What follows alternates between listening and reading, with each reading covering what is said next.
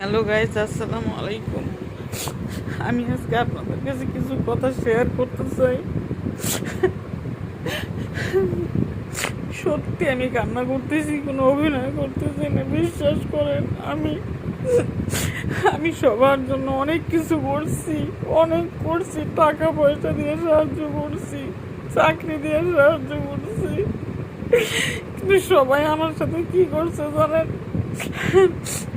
সবাই আমার অবহেলা করছে।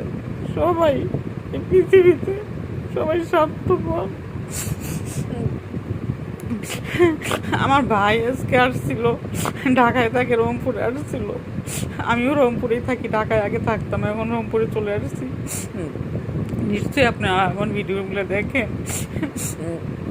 আমি অনেক আশা করেছিলাম যে আমার ভাই আজকে আমার কাছে আসবে, কিন্তু আসে নাই। আমি অনেক প্ল্যান করে রাখছিলাম যে ভাই আসলে মুরগ জব করে আমি ফ্রিজে রাখছি, রান্না করে খাওয়াবো, এটা করবো ওটা করবো, কিন্তু ও আসলো না। জানেন, সবাই আমার সাথে এরকম করছে, সবাই সবাই।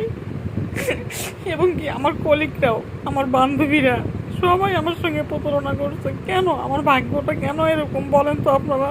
আপনারা একটু কমেন্ট করে দিয়েন তো, যে আমার ভাগ্যে আল্লাহকে এগুলো লেখছে নাকি মানুষ ইচ্ছা করে করে। কেউ আমাকে ভালোবাসে না জানেন, একমাত্র আল্লাহ ছাড়া। এই পৃথিবীতে আল্লাহ ছাড়া আমার কেউ ভালোবাসে না। প্লিজ শেয়ার করে দিন,